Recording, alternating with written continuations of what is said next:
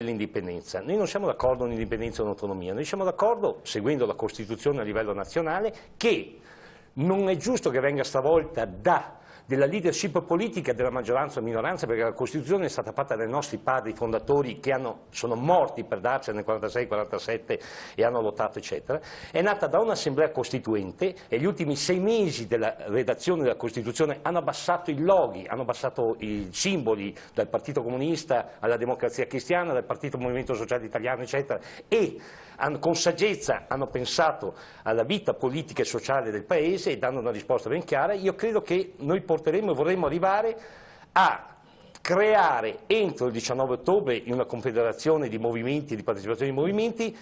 l'apertura a un avvio di una confederazione per riavviare quella macchina della Costituzione, una nuova assemblea costituente eletta in una nuova legge elettorale. Cioè noi disconosciamo assolutamente che i partiti vadano a cambiare la Costituzione in questo Paese. È giusto che i popoli abbiano il diritto di parola, ecco perché c'è la richiesta di indipendenza no. Purtroppo ci sta giocando la politica, creando nel Veneto 44 movimenti divisori, creando la campagna elettorale relativa alla poltrona delle provinciali e regionali, ma bensì non diamo una risposta. Se noi andiamo come la Catalogna che ha 35 anni che aspetta l'indipendenza o 30 anni, o arriviamo all'Ucraina che stanno facendo una guerra civile che sappiamo che sono potenze economiche che la finanziano, in effetti tra la Russia e l'America e l'Europa sta creando una guerra fra poveri, noi non possiamo permetterci, come è nata la Lega Veneta nel 1980 o prima e dopo con la Lega Nord hanno creato una falsa secessione, non possiamo permetterci di fare una politica demagogica con il popolo, dobbiamo assumere